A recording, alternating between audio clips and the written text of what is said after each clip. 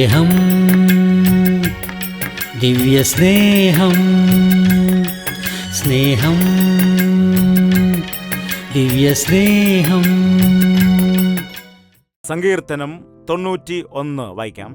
അതിൻ്റെ 5-ാമത്തെ വാക്യം. രാത്രിയിലെ ഭയത്തെയും പകൽ പറക്കുന്ന അസ്ത്രത്തെയും, അസ്ത്രങ്ങൾ എൻ്റെ കൽപ്പനകൾ അനുസരിച്ചാൽ, എൻ്റെ ഇഷ്ടം ചെയ്താൽ, ഞാൻ പറയുന്നത് പോലെ നിന്റെ ജീവിതത്തിൽ നീ പാലിക്കുകയാണെങ്കിൽ ഈ മിസ്രൈമ്യർ നിന്നിലേക്ക് വരാതിരിക്കത്തക്കവണ്ണം ഞാൻ കാക്കുമെന്ന് പറഞ്ഞു. ഇത് പാപത്താൽ വന്നതായ മിസ്രൈമിൻ്റെ രോഗമാണ്. മനുഷ്യർ പാപം ചെയ്തത് മൂലമുണ്ടായതായ ഒരു വ്യാധിയാണ്. ദൈവം മനുഷ്യർക്ക് കൊടുത്ത ഒരു രോഗമല്ല ഇത്. ജന്തുക്കളിൽ നിന്നും മനുഷ്യരിലേക്ക് പകരുകയാണ് ചെയ്യുന്നത്. മനുഷ്യൻ ദൈവത്തിന്റെ കൽപ്പന അനുസരിക്കാതിരിക്കുമ്പോൾ, ദൈവം പറയുന്ന ആജ്ഞകൾക്കെതിരായിട്ട് പ്രവർത്തിക്കുമ്പോൾ, പല രീതിയിലുള്ളതായ വൈറസുകൾക്ക് ഈ കാലത്ത് മനുഷ്യൻ ഇരയാകുന്നു. ദൈവത്തിന്റെ വചനം അതാണ് പറയുന്നത്. പകൽ പറക്കുന്ന അസ്ത്രത്തെയും ഇരുട്ടിൽ സഞ്ചരിക്കുന്ന മഹാമാരിയെയും ഉച്ചയ്ക്ക് നശിപ്പിക്കുന്ന സംഹാരത്തെയും നിനക്ക് പേടിപ്പാനില്ല. ചില ആളുകൾക്ക് പലപ്പോഴും ഭയമുണ്ടാകാറുണ്ട്. അതുപോലെ തലവേദന, അതിനൊരു പുതിയ പേരുണ്ട്. എന്താണ്? Migraine, headache. എന്താണ്? വളരെ ബുദ്ധിമുട്ടേറിയ ഒരു സമയമാണിത്. ആ വേദന ഉണ്ടാകുമ്പോൾ മറ്റൊരു പണിയും ചെയ്യുവാൻ അവർക്ക് കഴിയില്ല. ഒരു ചുറ്റിക എടുത്തിട്ട് അടിക്കുന്ന പോലെ അവരുടെ ഞരമ്പുകളെല്ലാം വലിഞ്ഞു മുറുകും. വളരെ വേദനയായിരിക്കും. അവർ മനസ്സെല്ലാം വളരെ അസ്വസ്ഥതയായിരിക്കും. ആ സമയത്ത് ആ സൂര്യരശ്മിയുടെ തീക്ഷ്ണത വർദ്ധിക്കുന്ന സമയത്ത് രോഗവും കൂടി വരുന്നതായിട്ട് കാണാൻ കഴിയും. ചില രോഗങ്ങളാണെങ്കിൽ രാത്രികാലത്താണ്. കുളിർപനി എപ്പോഴാണ് ഉണ്ടാകുന്നത്? കിടുകിടുകിടാന്ന് വിറയ്ക്കുന്ന ഒരു പനി, അത് രാത്രിയിലാണ് ഉണ്ടാകുന്നത്. മലേറിയ, ടൈഫോയിഡ്, സ്വൈൻ ഫ്ലൂ, അങ്ങനെ എത്രയോ തരത്തിലുള്ള രോഗങ്ങളുണ്ട് ഈ കാലത്ത്. മനുഷ്യർ ദൈവത്തിന്റെ വാക്ക് കേൾക്കാതിരിക്കുന്നത് കൊണ്ട്, മനുഷ്യർ ദൈവത്തിനെതിരായി പ്രവർത്തിക്കുന്നത് കൊണ്ട് അവർ തന്നെ ഇത് വരുത്തിവെക്കുകയാണ് ചെയ്യുന്നത്.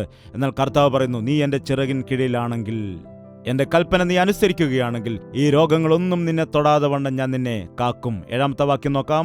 നിന്റെ വശത്ത് 1000 പേരും നിന്റെ വലതുവശത്ത് 10,000 പേരും വീഴും, എങ്കിലും അത് നിന്നോടടുത്ത് വരികയില്ല. അബ്ബാ, നിന്റെ വലതുവശത്ത് 1000 10,000 വീണാലും, നിന്റെ അടുത്ത് നിൽക്കുന്നവർ വീണാലും നീ വീഴുവാൻ ദൈവം ഇടയാക്കില്ല. നിന്റെ വലതുവശത്ത് 10,000 പേർ വീണെന്നാലും ഒരു ദോഷവും നിനക്ക് സംഭവിക്കില്ല. എത്ര ആളുകൾ അത് വിശ്വസിക്കുന്നുണ്ട്? ഇന്ന് നീ നിലനിൽക്കുന്നുണ്ടെങ്കിൽ അത് നിന്റെ മഹത്വമല്ല. കൊറോണ രോഗം ബാധിച്ച് മരിച്ചവരെല്ലാം മഹാപാപികളാണെന്നും നാം എല്ലാം വിശുദ്ധന്മാരാണെന്നും ചിന്തിക്കുകയാണെങ്കിൽ അത് അറിവില്ലായ്മയാണ്. മാനസാന്തരപ്പെട്ടില്ലെങ്കിൽ നിങ്ങളും അതുപോലെ തന്നെ നശിച്ചു പോകുമെന്ന ദൈവത്തിന്റെ വചനത്തിൽ പറയുന്നു. ഏതെങ്കിലും കെട്ടിടം ഇടിഞ്ഞു വീണ ആളുകൾ മരിച്ചെങ്കിൽ അവരുടെ പാവമാണെന്ന് നിങ്ങൾ പറയുന്നു. എന്നാൽ നിങ്ങൾ മാനസാന്തരപ്പെട്ടില്ലെങ്കിൽ നിങ്ങൾക്കും ആ ഗതി ഉണ്ടാകുമെന്ന് പറയുന്നു. ഈ ദിവസം നീ കർത്താവിന്റെ സന്നിധിയിൽ നിൽക്കുന്നുവെങ്കിൽ അത് കേവലം ദൈവകൃപ മാത്രമാണ്. നമ്മുടെ കൺമുൻപിൽ എത്രയോ പേർ മരിച്ചു പോകുന്നത് നാം കാണുന്നു. നമ്മുടെ കൺമുൻപിൽ എത്രയോ ആക്സിഡന്റുകൾ നമ്മൾ കാണുന്നു. കൺമുൻപിൽ എത്രയോ രോഗബാധിതരായിരിക്കുന്നവർ കാണുന്നു. കാറിൽ പോയിരുന്നവർ എല്ലാം ആക്സിഡന്റിൽ മരിച്ചുപോയി, ഫ്ലൈറ്റിൽ പോയിരുന്നവർ എല്ലാം ആക്സിഡന്റിൽ മരിച്ചുപോയി എന്ന് അനേകം വാർത്തകൾ നാം പലപ്പോഴും കേൾക്കുന്നുണ്ട്. എന്നാൽ നാം പോകുമ്പോഴും വരുമ്പോഴും കാക്കുന്ന ദൈവം നമ്മുടെ ജീവിതത്തിൽ ഒരു ആപത്തും ഉണ്ടാകാതെ കാക്കുന്നു. 8-ാമത്തെ വാക്യം നോക്കുക. നിന്റെ കണ്ണുകൊണ്ട് തന്നെ നീ നോക്കി ദുഷ്ടന്മാർക്ക് വരുന്ന പ്രതിഫലം കാണും. നിന്റെ കണ്ണുകൊണ്ട് തന്നെ നീ നോക്കി ദുഷ്ടന്മാർക്ക് വരുന്നതായ പ്രതിഫലം കാണും. നാം പല സന്ദർഭങ്ങളിലും ലോകത്തിലെ ദുഷ്ടന്മാരെ കണ്ടിട്ട് അസൂയപ്പെടാറുണ്ട്. അവർക്ക് ഒരു കുഴപ്പവുമില്ലല്ലോ, അവർ നല്ല രീതിയിൽ ജീവിക്കുന്നു, അവർ അനുഗ്രഹിക്കപ്പെടുന്നു, അവർ പണം സമ്പാദിക്കുന്നു, അവർ അധികാരം വിനിയോഗം ചെയ്യുന്നു എന്നൊക്കെ പറഞ്ഞ്. എന്താണ്? പലപ്പോഴും നാം മറ്റുള്ള ആളുകളെ കണ്ടിട്ട് അസൂയപ്പെടാറുണ്ട്. ജൂലിയസ് സീസർ എന്നതായ വ്യക്തി 100 കണക്കിന് രാജ്യങ്ങളെ കീഴടക്കുവാനിടയായി. ആർക്കും എതിർക്കുവാൻ കഴിയാതെ വണ്ണമുള്ള അധികാരം വിനിയോഗം ചെയ്തു. തന്റെ പട്ടാഭിഷേകത്തിന്റെ ദിവസത്തിൽ എല്ലാ രാജ്യങ്ങളെയും ജയിച്ചു. ആരും എന്നെ എതിർക്കാനില്ല എന്ന് തീരുമാനിച്ചതായ സമയത്ത്, പട്ടാഭിഷേകം ചെയ്യുന്ന സമയത്ത്, രാജകിരീടം എടുത്തുകൊണ്ടുവന്ന് അദ്ദേഹത്തെ അണിയിക്കാൻ പോകുന്നതായ സമയത്ത് തന്റെ അടുത്തു നിന്ന സ്നേഹിതൻ തന്നെ അദ്ദേഹത്തെ കുത്തിക്കൊല്ലാനിടയായി. ആരാണ് കുത്തിക്കൊന്നത്? തന്റെ സ്നേഹിതൻ തന്നെ കുത്തിക്കൊന്നു. ശ്രദ്ധിക്കോ, ഒരുവൻ സർവ്വലോകത്തെയും നേടുകയും തന്റെ ആത്മാവിനെ നഷ്ടപ്പെടുത്തുകയും ചെയ്യുകയാണെങ്കിൽ അവന് എന്തു പ്രയോജനം? നെപ്പോളിയൻ യൂറോപ്യൻ ഭൂഖണ്ഡത്തെ മുഴുവനും കിടുകിട വിറപ്പിച്ചവൻ, അനേകം രാജ്യങ്ങളെ കീഴടക്കിയാൾ, ആർക്കും എതിർക്കുവാൻ കഴിയാതെ വണ്ണം, ജയിക്കാൻ കഴിയാതെ വണ്ണം ഭരണം നടത്തിക്കൊണ്ടുപോയ വ്യക്തി. എന്നാൽ തൻ്റെ അന്ത്യ നാളുകളിൽ സ്വന്തം ആളുകളാൽ തന്നെ ദേശത്തു നിന്ന് തള്ളപ്പെടുവാനിടയായി. രാജ്യത്തിൽ നിന്ന് പുറത്താക്കപ്പെട്ടതിന് ശേഷം ആരും ആശ്രയമില്ലാതെ, യാതൊരു ഗതിയുമില്ലാതെ അങ്ങനെ അവസാനം മരിക്കുവാൻ ഇടയായി. അതുപോലെ തന്നെ നമുക്കറിയാം, അലക്സാണ്ടർ ചക്രവർത്തിയെ പ്രപഞ്ചത്തിലുള്ള സകല രാജ്യങ്ങളെയും ജയിച്ച് ഇനിയും ജയിക്കുവാൻ ഒരു രാജ്യവുമില്ല എന്ന് പറഞ്ഞതായ ഒരു വ്യക്തി. എന്നാൽ ഒരു ദിവസം ഒരു ഉറുമ്പ് കടിച്ചിട്ട് ആ ഉറുമ്പിന്റെ വിഷം ശരീരത്തിൽ കയറുകയും അതുമൂലം പിന്നീട് മരിക്കുവാനും ഇടയായി. അലക്സാണ്ടറിനെ എല്ലാവരും ഭയപ്പെട്ടിരുന്നു. എന്നാൽ അലക്സാണ്ടർ ഉറുമ്പിനെ ഭയപ്പെട്ടിരുന്നു. എന്താണ്? ചെറിയൊരു പ്രാണി കടിച്ചിട്ട് മരിക്കുവാനിടയായി. മരിക്കുന്നതിന് മുൻപ് പറയാനിടയായി, എന്നെ സംസ്കരിക്കാൻ കൊണ്ടുപോകുന്ന സമയത്ത് എൻ്റെ കരങ്ങൾ രണ്ടും പെട്ടിയിൽ വെളിയിലേക്കിടണം. ലോകത്തെ മുഴുവൻ, പ്രപഞ്ചത്തെ ജയിച്ച അവനായ അലക്സാണ്ടർ ഇപ്പോൾ വെറും കൈയോടുകൂടി ലോകം വിട്ടു പോകുന്നു എന്ന് എല്ലാ ജനത്തെയും അറിയിക്കണമെന്നും പറയാനിടയായി. നഗ്നരായിട്ട് തന്നെ നാം ഈ ലോകത്തിലേക്ക് വന്നു, നഗ്നരായിട്ട് തന്നെ മടങ്ങിപ്പോവുകയും ചെയ്യും. ശ്രദ്ധിക്കുക, നമ്മുടെ കൺമുൻപിൽ തന്നെ അനേകം ആളുകൾ നാം കാണുന്നതാണ്. അവർ രാവിലെ പൂവിട്ട് വൈകുന്നേരം വാടിപ്പോകുന്ന ചെടി പോലെയാകുന്നു. അവരുടെ സൗന്ദര്യം കണ്ടിട്ട് അവർ നല്ലതായിരിക്കുന്നു എന്ന് നാം വിചാരിക്കുന്നു. മൈക്കിൾ ജാക്സൺ, അദ്ദേഹത്തിന്റെ ആകർഷണത്തിൽ എല്ലാ ജനവും അവങ്കിലേക്ക് എത്തിയാനിടയായി. കൈകളുടെയും കാലിന്റെയും മുഖത്തിന്റെയും ഒക്കെ ചലനങ്ങളിൽ അനേകർ ആകർഷണപ്പെട്ടു. എന്താണ്? ലോകം മുഴുവൻ നോക്കുമ്പോൾ എത്രയോ ആളുകളാണ് അദ്ദേഹത്തിന്റെ ഫാൻസായിട്ട് അദ്ദേഹത്തെക്കുറിച്ച് അഭിമാനിക്കുന്നത്. എത്രയോ പണം സമ്പാദിക്കാനിടയായി, എത്ര ഏക്കർ കണക്കിന് വസ്തുവകകൾ സമ്പാദിച്ചു കൂട്ടി. ഞാൻ കാലിഫോർണിയയിൽ ചെന്നതായ സമയത്ത് കാണുവാനിടയായി. ഇടയ്ക്കാണ് അദ്ദേഹം മരിച്ചത്. ഞാൻ കാറിൽ സഞ്ചരിച്ചു കൊണ്ടിരിക്കുന്ന സമയത്ത് ഒരു വ്യക്തി എനിക്ക് പറഞ്ഞു, ഇതാ ഈ കാണുന്ന സ്ഥലം അത്രയും മൈക്കിൾ ജാക്സന്റേതാണ്, അദ്ദേഹം സമ്പാദിച്ചു കൂട്ടിയതാണെന്ന് മനസ്സിലാക്കാനിടയായി. അതുകൂടാതെ ഒരുപാട് വസ്തുവകകൾ വേറെയും ഉണ്ടായിരുന്നു. ഒരു പ്രാവശ്യം ഒരാൾ അദ്ദേഹത്തോട് ചോദിച്ചു, നിങ്ങൾക്ക് സകലതുമുണ്ടല്ലോ, എന്താണ് അങ്ങേക്ക് കുറവായിട്ടിരിക്കുന്നതെന്ന്. അപ്പോൾ അദ്ദേഹം മറുപടി പറഞ്ഞു, എനിക്ക് സമാധാനം മാത്രമില്ല എന്ന്, എനിക്ക് സംതൃപ്തിയില്ല, അതുകൊണ്ടാണ് ലഹരിക്ക് അടിമയായി മാറിയത്. അവസാനം കുളിക്കുന്നതായ ബാത്ത് ടബില് മരിച്ചു കിടക്കുവാനിടയായി. യൗവനകാലത്ത് തന്നെ 40 വയസ്സുകളിൽ തന്നെ മരിക്കുവാനിടയായി. ഈ ലോകത്തിൽ നീ എന്തെല്ലാം നേടിയാലും എന്തെല്ലാം സമ്പാദിച്ചു കാട്ടിയാലും നീ മരിക്കുമ്പോൾ അത് നിന്റെ കൂടെ വരില്ല. ദുഷ്ടന്മാർ നശിച്ചു പോകുന്നത് നാം കാണുന്നുണ്ട്. ദൈവം ഇല്ലാത്തതായ വ്യക്തികൾക്ക് എന്തെല്ലാം ഉണ്ടെങ്കിലും അവരുടെ മരണത്തിന് ശേഷം അവർക്ക് ഒന്നുമില്ലാതെയായിരിക്കും. ഏറ്റവും പ്രധാനമായി മരിക്കുന്നതല്ല പ്രധാനം, നാമും മരിക്കും, ദൈവദാസന്മാർ മരിക്കും, വിശ്വാസികൾ മരിക്കും, യുവജനങ്ങൾ മരിക്കും. ഇതല്ല പ്രധാനം. മരണം ഏതു സമയത്തും ആർക്കും വരാനിടയാകും. അത് സമ്പാദിച്ചവനാണെങ്കിലും സമ്പാദിക്കാത്തവനാണെങ്കിലും. ധനവാനും മരിക്കുവാനിടയായി, പാവപ്പെട്ട ലാസറും മരിക്കാനിടയായി. എന്നാൽ ധനവാൻ മരിച്ച സമയത്ത് നരകത്തിലെ ദൂതന്മാർ വന്ന് അവനെ നരകത്തിലേക്ക് കൊണ്ടുപോയി. ദരിദ്രനായ ലാസർ മരിച്ചപ്പോൾ ദൈവദൂതന്മാർ വന്നിട്ട് അവനെ സ്വർഗത്തിലേക്ക് കൂട്ടിക്കൊണ്ടുപോയി. മരണശേഷമുള്ളതായ സ്വർഗീയ ജീവിതത്തിനു വേണ്ടി നാം ജീവിച്ചിരിക്കുമ്പോൾ തന്നെ ഒരുങ്ങേണ്ടതാണ്. ഈ ലോകത്തിലായിരിക്കുമ്പോൾ യേശുവിൽ നീ വിശ്വസിക്കുന്നില്ല എങ്കിൽ സ്വർഗത്തിൽ നിനക്ക് എങ്ങനെ യേശുവിനോടൊപ്പം വസിക്കുവാനും കഴിയും?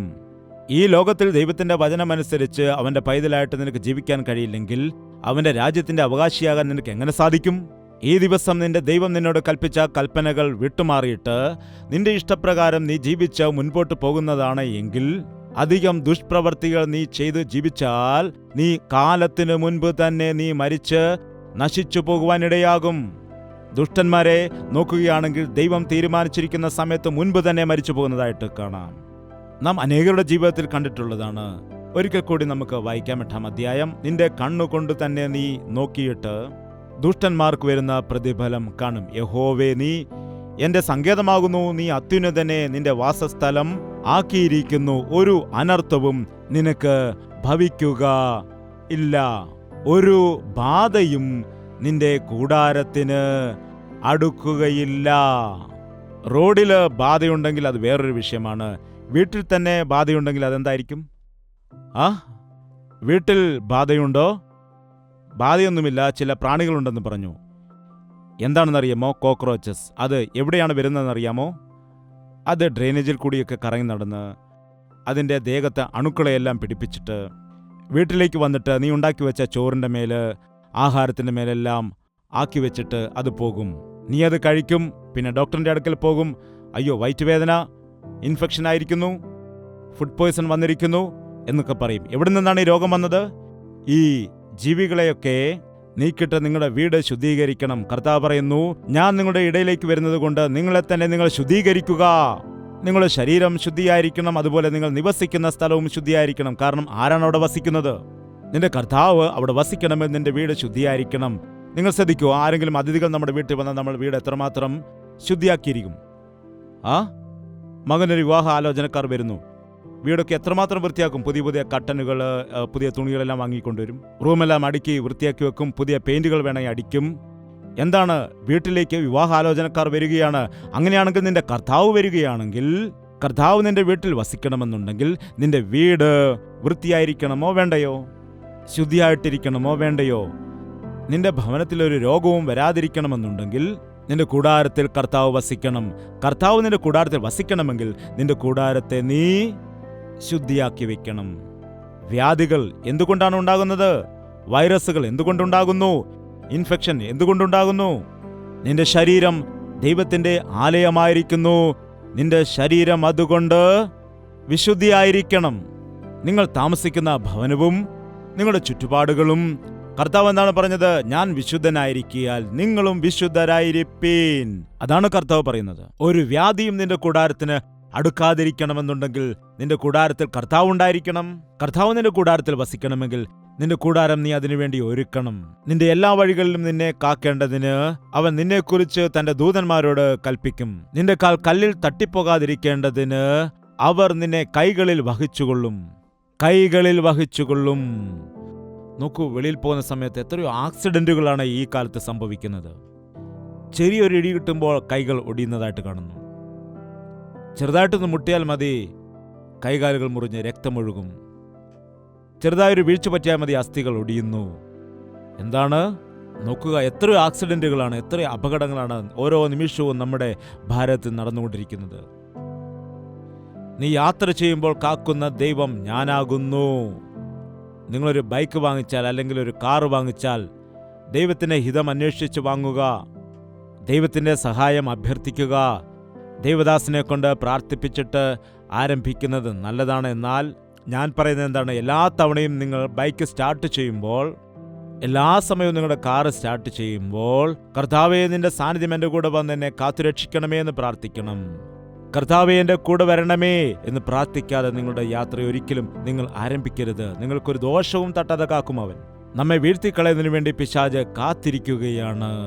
നാം വീഴാതിരിക്കാൻ എപ്പോഴും കർത്താവിൻ്റെ കരങ്ങളിലായിരിക്കണം. ഒരു ദേവദാസനുണ്ടായിരുന്നു, എവിടെ പോയാലും പ്രാർത്ഥിച്ചിട്ട് മാത്രമേ അദ്ദേഹം പോവുകയുള്ളായിരുന്നു. യാത്ര ചെയ്തു പോകുന്ന സമയത്ത് കാലിൽ ഒരു ചെറിയ കല്ല് കൊണ്ടാൽ, ഇപ്പോൾ ഷൂസൊക്കെ ഇടുന്നതുകൊണ്ട് ചെറിയ കല്ല് കൊണ്ടാലും അറിയില്ല, എന്താണ് ആ കാലിന് ചെറിയൊരു കല്ല് കൊള്ളുകയാണെങ്കിൽ കാലിന് വളരെ വേദനയായിരിക്കും. അപ്പോൾ തന്നെ അവിടെ വണ്ടി നിർത്തിയിട്ട്, കർത്താവേ കാൽ കല്ലിനോട് തട്ടാതെ വണ്ണം കാക്കുമെന്നാണല്ലോ പറഞ്ഞത്. എന്തുകൊണ്ടാണ് എൻ്റെ കാൽ കല്ലിൽ തട്ടിയത്? ഞാൻ പോകുന്ന ഇടം നിനക്ക് ഇഷ്ടമല്ലേ?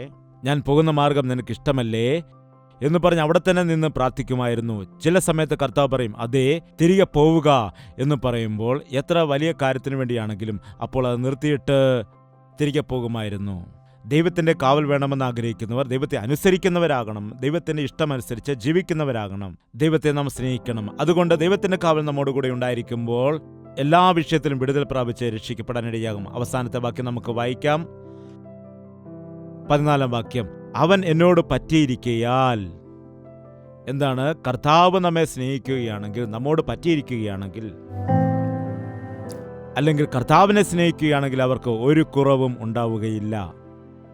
കർത്താവിനെ നീ പൂർണ്ണ മനസ്സോടുകൂടി, പൂർണ്ണ ശക്തിയോടുകൂടി, പൂർണ്ണ ഹൃദയത്തോടുകൂടി സ്നേഹിക്കുകയാണെങ്കിൽ അവൻ്റെ ദൃഷ്ടി എപ്പോഴും നിന്റെ മേലുണ്ടായിരിക്കും. നിന്നെ അവൻ കാത്തു പരിപാലിക്കുന്നത് കൊണ്ട് നിനക്ക് ഒരു ദോഷവും സംഭവിക്കില്ല.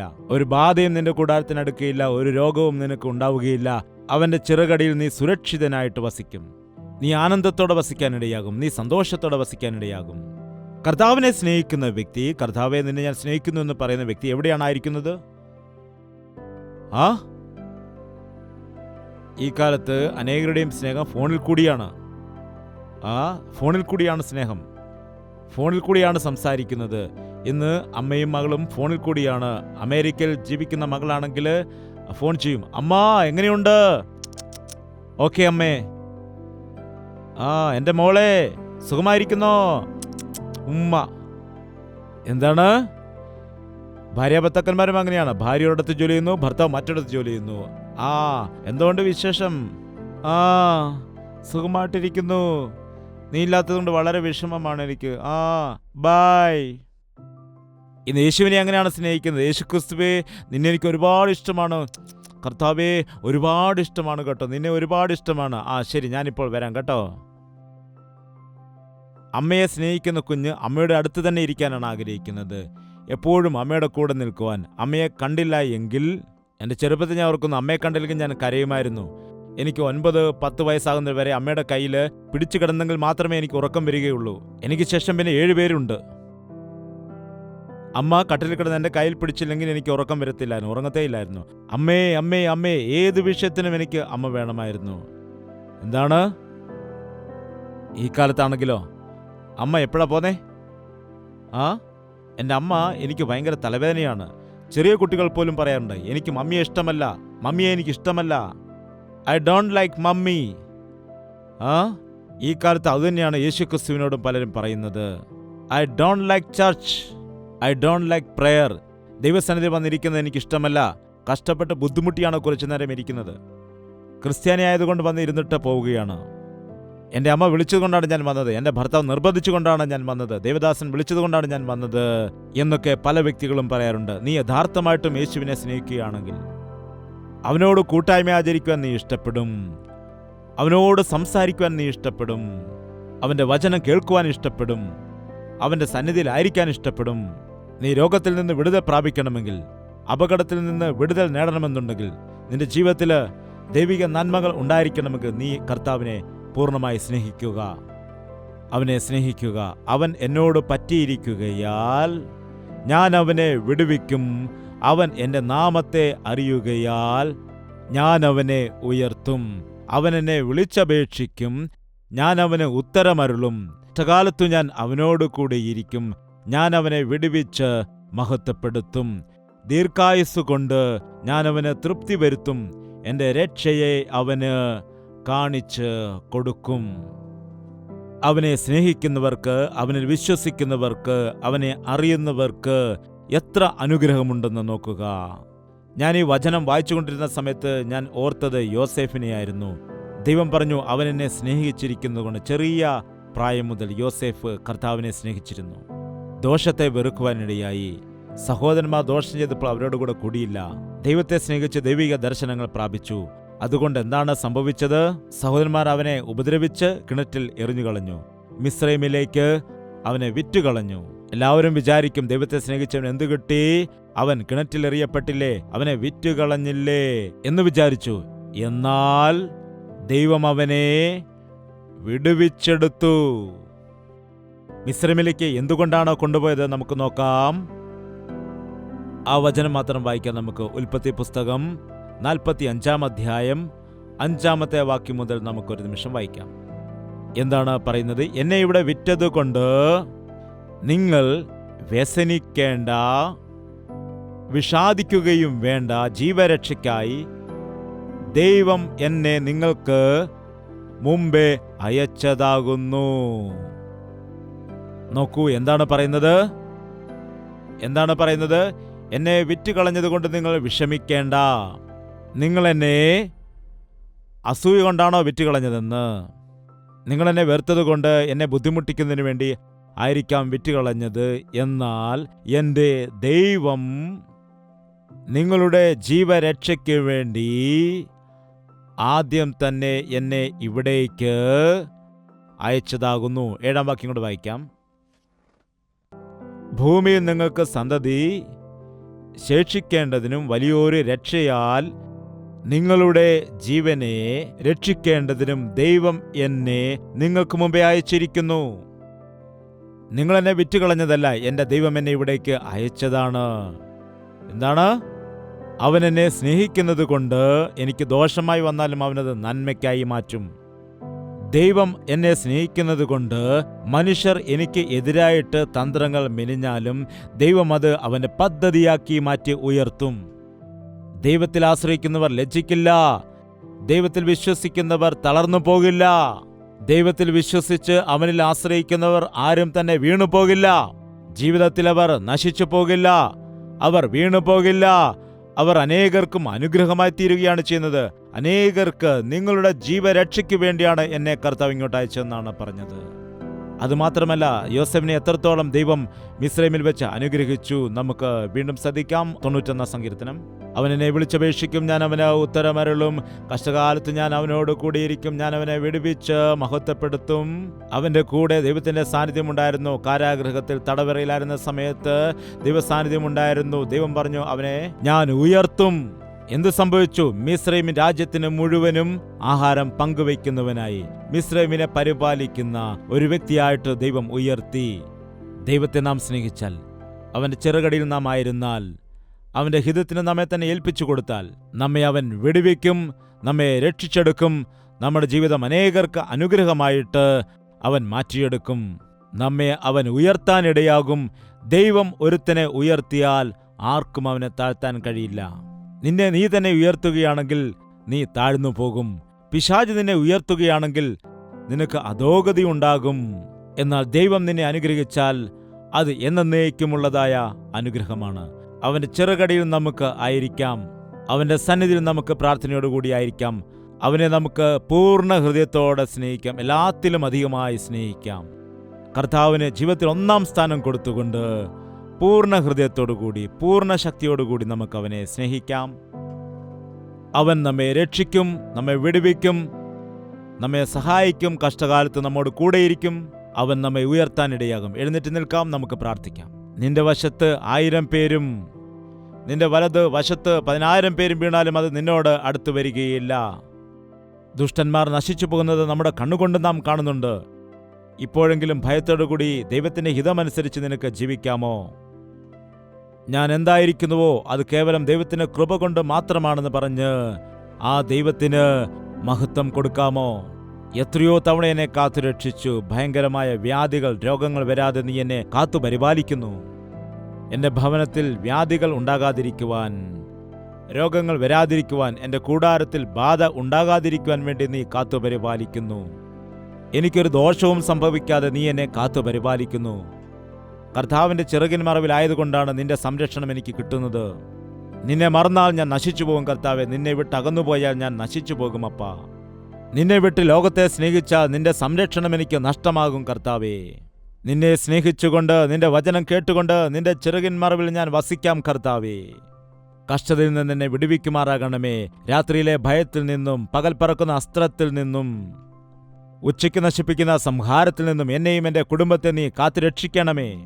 ഞങ്ങളുടെ ചുറ്റും വേലികെട്ടി പരിപാലിക്കണമേ. ആപത്തുകൾ വരാതിരിക്കുവാൻ, ആക്സിഡന്റുകൾ ഉണ്ടാകാതിരിക്കാൻ നീ സഹായിക്കണമേ. വൈറസ് രോഗങ്ങൾ വരാതിരിക്കാൻ സംരക്ഷിക്കണമേ. പരിശുദ്ധനായ സ്നേഹമുള്ള പിതാവേ, ഒരിക്കൽ കൂടി ഞങ്ങളെ നീ ദർശിക്കണമേ. ഒരു ബാധയും നിന്റെ കൂടാരത്തിനടുക്കാതിരിപ്പാൻ ഞങ്ങൾ പ്രാർത്ഥിക്കുമ്പോൾ ഞങ്ങളുടെ പ്രാർത്ഥന കേട്ട ദൈവം ഉത്തരമരുളേണമേ. ഞങ്ങളുടെ ഭവനത്തിൽ രക്ഷിക്കപ്പെടാത്ത ആളുകളെ നീ രക്ഷിക്കപ്പെടുത്തേണമേ അപ്പാ. പിശാചിന് ഞങ്ങളുടെ ഭവനത്തിൽ ഇടം ലഭിക്കാതിരിക്കുവാൻ, പരിശുദ്ധാത്മാവിന്റെ പ്രവൃത്തി വീട്ടിൽ വെളിപ്പെടുവാൻ ഞങ്ങളുടെ കുടുംബത്തിന് ചുറ്റും നീ വേലി കെട്ടുമാറാകണമേ. ഇത്രത്തോളം നീ ചെയ്ത സകല നന്മയ്ക്കും വേണ്ടി നിന്നെ സ്തുതിക്കുകയാണ്. അന്ത്യം വരെ വിശ്വസ്തയോടെ നിൽക്കുവാൻ ഞങ്ങൾ എല്ലാവരെയും നീ സഹായിക്കണമേ. ഇപ്പോൾ തന്നെ ആരെങ്കിലും ഏതെങ്കിലും രോഗത്താൽ ഭാരപ്പെടുന്ന വ്യക്തികളുണ്ട് എങ്കിൽ സൗഖ്യമാക്കുന്ന യഹോവ ഞാനാകുന്നു എന്ന വചനമനുസരിച്ച് നിന്റെ അത്ഭുത പ്രവൃത്തികൾ ഞങ്ങളുടെ എല്ലാവരുടെയും ജീവിതത്തിൽ കാണുവാനായിട്ട് സഹായിക്കണമേ. സകലവിധമായ അനാരോഗ്യത്തിൽ നിന്നും, സകലവിധ പിശാചിന്റെ തന്ത്രങ്ങളിൽ നിന്നും, സകലവിധമായ പിശാചിന്റെ ബന്ധനങ്ങളിൽ നിന്നും, പിശാചിന്റെ സകല അസ്ത്രങ്ങളെയും നസറേയനായ യേശു ക്രിസ്തുവിന്റെ നാമത്തിൽ ബന്ധിക്കുകയാണ് കർത്താവേ. സോഷ്യൽ മീഡിയകളിൽ കൂടി ഈ വചനം ശ്രദ്ധിച്ചുകൊണ്ടിരിക്കുന്ന എല്ലാവരുടെയും ജീവിതത്തിലുള്ളതായ സകല ബന്ധനങ്ങളിൽ നിന്നും വിടുവിക്കുമാറാകണമേ. അവൻ എന്നോട് പറ്റിയിരിക്കയാൽ ഞാൻ അവനെ വിടുവിക്കുമെന്നുള്ള വചനം ഞങ്ങളുടെ എല്ലാവരുടെയും ജീവിതത്തിൽ നടക്കുവാൻ നീ സഹായിക്കണമേ. നീ ഞങ്ങളെ മഹത്വപ്പെടുത്തുന്നത് വരെയും നിന്റെ ചെറുകിനടിയിൽ മറഞ്ഞിരുന്നു കൊണ്ട് നിന്റെ നാമത്തെ മഹത്വപ്പെടുത്തുവാൻ, നിന്നെ അനുസരിക്കുവാൻ ഞങ്ങളെ സഹായിക്കണമേ എന്ന് യേശു ക്രിസ്തുവിന്റെ നാമത്തിൽ അപേക്ഷിക്കുന്നു പിതാവേ. ആമേൻ.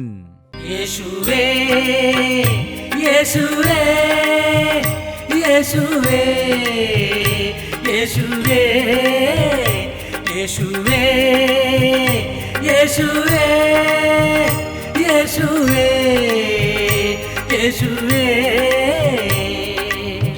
നിന്നെ നിന്നെ എന്നും ഞാൻ സേവിക്കും. നീ മാത്രം രാജാവെന്നും. നിന്നെ നിന്നെ എന്നും ഞാൻ സേവിക്കും. നീ മാത്രം രാജാവെന്നും. യേശുവേ യേശുവേ യേശുവേ യേശുവേ യേശുവേ യേശുവേ യേശുവേ യേശുവേ യേശുവേ യേശുവേ യേശുവേ